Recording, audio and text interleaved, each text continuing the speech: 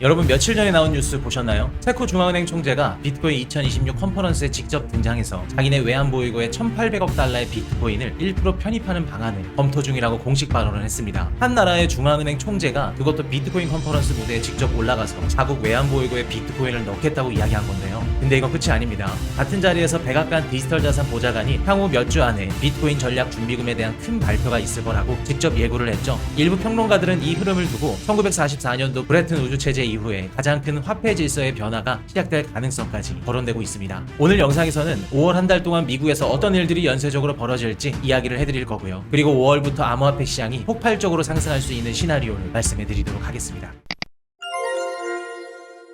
자, 먼저 5월달에 어떤 일들이 벌어질 수 있는지 한번 짚고 넘어가겠습니다. 핵심은 ARMA 법이라고 정식 명칭은 미국 준비금 현대화 법이라는 법안입니다. 이 법안은 5월 중에 미국 상원은행위원회에서 마크업, 즉 본격 심의 단계로 들어갈 예정인데요. 그리고 5월 18일에서 19일 사이 프랑스 파리에서 G7 재무장관 회의가 연이어 열립니다. 이 두 일정 사이에서 트럼프 행정부가 미국의 비트코인 전략 준비금을 본격적으로 가동할 것이다 라는 이 사실을 전 세계에 알릴 가능성이 높다라는 분석이 현재 월가에서 나오고 있습니다. 자, 여기서 ARMA 법안이 뭘까요? 미국 정부가 비트코인이라는 디지털 자산을 달러 시스템의 전략 준비 자산으로 정식 채택한다는 의미가 담긴 법안인데요. 쉽게 말해 지금까지 미국 채권으로 보증되던 달러 시스템이 이제부터는 비트코인을 함께 디지털 안보 자산으로 채택을 했다는 겁니다. 비트코인이 미국 국채에 준하는 궁극적 준비 자산 자리에 격상됐다는 뜻이기도 하고요. 이 정책의 법적 기반은 세 가지 법안으로 구성됩니다. 닉 베기치 하원의원과 신시아 류미스 상원의원이 발의했었던 비트코인 액트가 최근 준비금 현대화법, 영문으로는 ARMA, 아르마라는 이름으로 재발의 절차를 밟고 있고요. 여기에 작년 7월 30일 통과되었었던 지니어스 액트, 스테이블 코인 법안이 결합됩니다. 마지막으로 미국 국방 예산을 다루는 국가수건법인 NDAA가 함께 묶일 가능성이 높게 보고 있는데요. 이 세 가지의 법안 패키지가 정확히 무엇을 강제하느냐?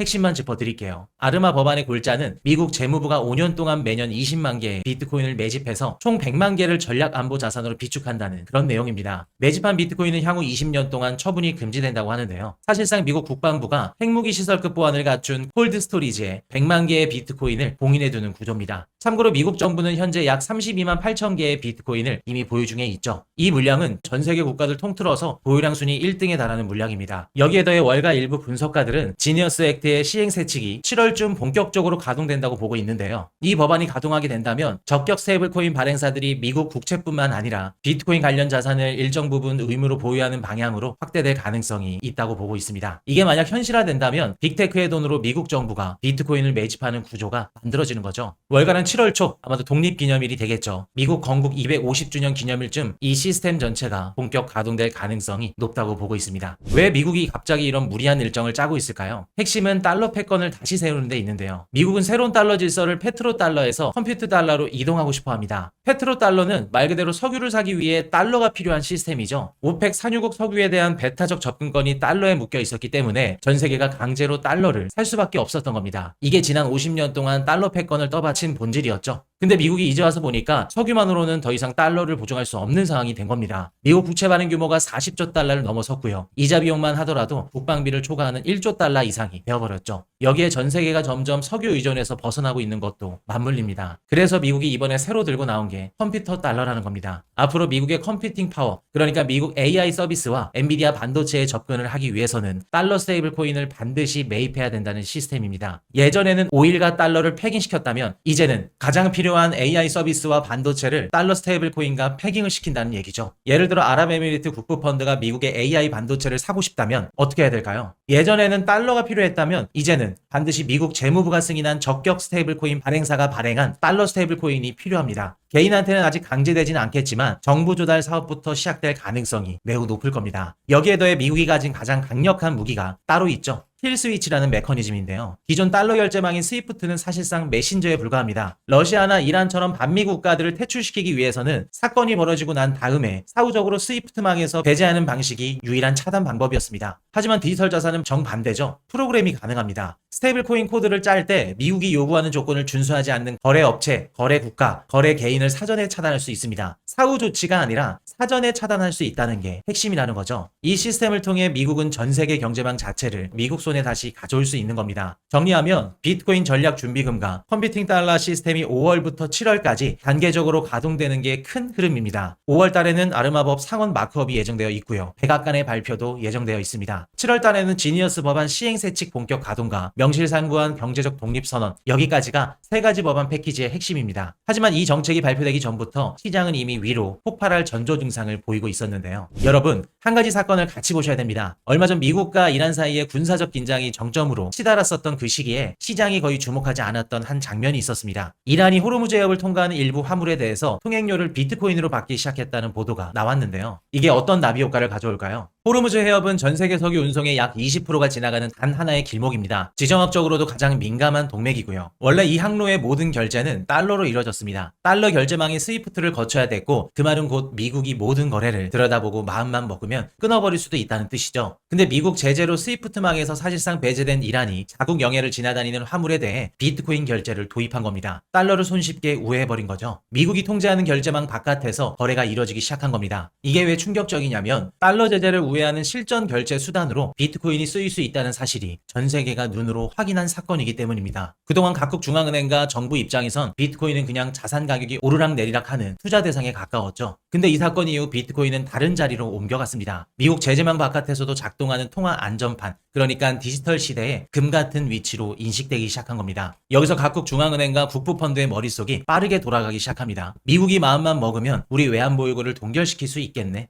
라는 생각이 들겠죠. 이건 가설이 아닙니다. 러시아 외환보유고의 약 3천억 달러가 실제로 동결된 사례가 있었죠. 우리 외환을 비트코인으로 일부 분산해두면 어떤 상황에서도 우리가 통제권을 잃지 않을 수도 있다. 이런 결론에 도달한 겁니다. 그래서 일주일 전 체코 중앙은행 총재의 발언이 그렇게 화제가 된 거고요. 체코는 외환보유고가 약 1,800억 달러, GDP의 약 44%에 해당하는 규모인데요. 여기에 비트코인을 1% 편입하면 기대 수익은 올리면서 위험은 거의 늘리지 않는다는 자체 연구 결과를 직접 공개했습니다. 중앙은행 총재가 비트코인 컨퍼런스 무대에 직접 올라가서 이 이야기를 했다는 건 그 자체가 우리한텐 시그널입니다. 근데 체코만 움직이는 게 아니죠. 러시아는 이미 비트코인 매집을 본격적으로 진행 중에 있고요. 중국도 표면적으로는 암호화폐를 금지했지만 압류 자산을 정부가 그대로 보유하고 있다는 분석이 꾸준히 나오고 있습니다. 엘살바도르는 국가 차원에서 비트코인을 비축 중에 있고요. 부탄은 국부펀드 차원의 매집을 이어가고 있습니다. 일본도 한국보다 한 발 앞서서 움직이고 있고요. 영국과 유럽도 따라갈 준비를 하고 있는 분위기입니다. 자, 여기서 한 가지만 짚고 넘어갈게요. 한국 입장에서도 이 흐름은 강 건너 불구경이 아닙니다. 원하는 기축통화가 아니죠. 미국 달러, 유로, 엔화, 위안화 같은 메이저 준기축통화 그 다음 등급에 머물러 있습니다. 한국 외환보유고는 약 4,200억 달러 안에 어떤 자산이 들어있느냐가 위기 상황에서 결국 우리 자산 가치를 지켜주는 마지막 방패가 될 겁니다. 미국이 5월 중 아르마법을 본격 심의하고 100만 개의 매집 프로그램을 가동하기 시작한다면 다른 나라들이 가만히 있을 수 있을까요? 가만히 있는 나라는 매집 시점을 놓치게 될 거고요. 그건 결국 자국 통화의 위상이 한 단계 더 내려갈 수도 있다는 걸 의미합니다. 이미 월가에서도 더 많은 국부펀드와 중앙은행들이 비트코인을 과거의 금처럼 분산 투자 자산으로 다루기 시작했을 거라 조심스럽게 예상하고 있습니다. 자, 그럼 이런 정책 흐름이 시장에 본격적으로 반영되기 전 시장 자체는 지금 어떤 상태일까요? 먼저 거래소 잔고 데이터부터 한번 보고 갈게요. 지금 보고 계시는 데이터는 비트코인이 거래소에서 얼마나 남아 있는지를 추적하는 지표인데요. 거래소에 있는 비트코인은 곧 시장에서 즉시 팔 수 있는 물량이라는 뜻입니다. 그래서 이 거래소에 있는 잔고가 줄어든다는 건 즉시 매도 가능한 비트코인이 줄어든다는 걸 의미하죠. 2023년도에는 거래소에 약 320만 개의 비트코인이 있었죠. 근데 2026년도 4월 기준으로 이 숫자가 약 221만 개까지 떨어졌습니다. 7년 만에 최저 수준인데요. 최근 30일 동안만 약 48,200개의 비트코인이 거래소에서 빠져나갔습니다. 3월 7일 단일 세션에는 32,000개, 금액으로는 약 22억 6천만 달러치가 한 번에 빠져나갔습니다. 비트코인 역사상 단일 거래일 최대 출회량인데요. 그 많은 비트코인이 어디로 가고 있을까요? 개인 투자들의 콜드 월렛, 즉 자체 보관 지갑으로 가고 있다는 겁니다. 기관 투자들은 개인 지갑으로 빼고 있고요. 그리고 ETF로 가고 있습니다. 핵심은 이겁니다. 비트코인이 거래소를 떠난다는 건 보유자들이 단기에 팔 생각이 없다는 신호로 봐야 된다는 거죠. 여기에 더해서 1,000개 이상의 비트코인을 보유하고 있는 고래 지갑들이 최근 30일 동안 약 27만 개의 비트코인을 추가 매집했습니다. 2013년도 이후 단일 월간 최대 매집 규모인데요. 시장이 공포지수에 가까운 상태인데도 불구하고 고래들은 지난 13년 동안 가장 빠른 속도로 비트코인을 사들이고 있다는 얘기입니다.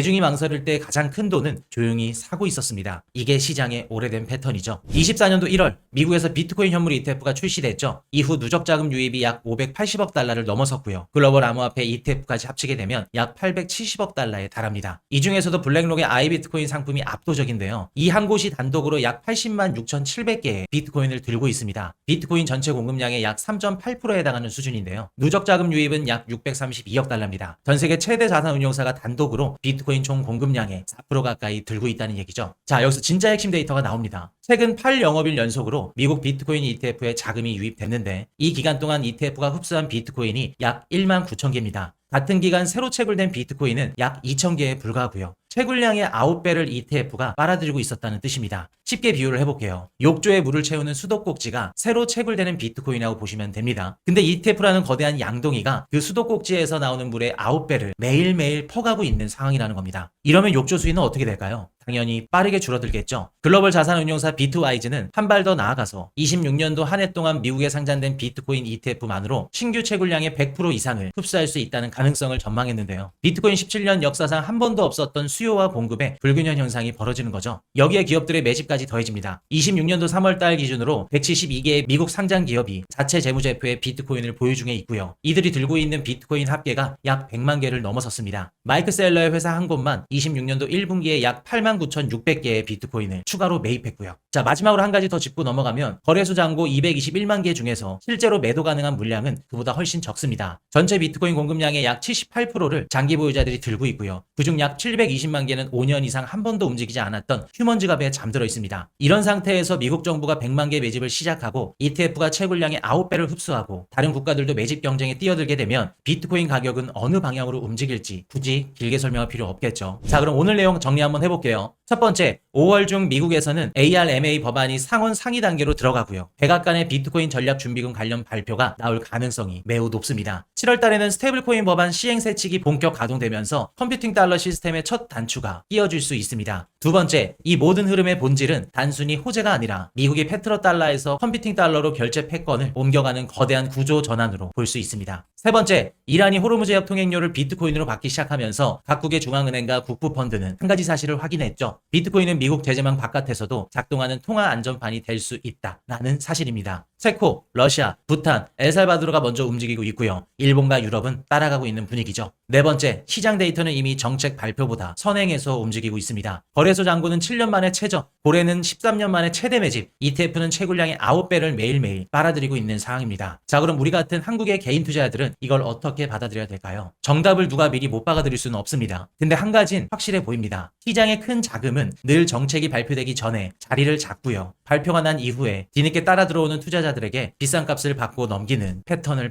반복해왔습니다. 지금 거래소에서 빠져나가는 비트코인, 고래 지갑으로 들어가는 비트코인, ETF가 빨아들이는 비트코인까지 정확히 기관들이 자리 잡는 모습입니다. 19세기 미국 서부에서 금이 발견됐을 때 가장 먼저 황무지에 깃발을 꽂은 사람들이 있었습니다. 그 당시 사람들은 그들을 보고 미쳤다고 비웃었어요. 하지만 1년 뒤 그 깃발 자리에 도시가 들어섰습니다. 시장은 늘 이렇습니다. 표면이 조용해 보일 때 가장 큰 변화는 물밑에서 시작되는 경우가 많았다는 겁니다. 오늘 다룬 내용에 대해 여러분들은 어떻게 생각을 하시나요? 5월달 암호화폐 시장 좋을 가능성이 높을까요? 아니면 하락할 가능성이 높을까요? 그리고 더 나아가서 미국의 비트코인 전략 준비금이 5월달에 정말 발표될 수 있을 거라 보시는지, 아니면 또 다른 변수가 있다면 어떤 변수를 보시는지 자유롭게 댓글로 의견 남겨주시면 감사하겠습니다. 저희 공식 텔레그램 채널에서 각종 유료 자료와 학습 자료를 무료로 제공해드리고 있죠. 채널 입장은 기간이 지나면 제한될 수 있으니까 고정 댓글란 꼭 확인하시고 미리 입장하셔서 자료들 받아가시길 바라겠습니다. 오늘도 영상이 도움이 되셨다면 구독과 좋아요 부탁드리고요. 지금까지 코슈 경제 채널이었습니다.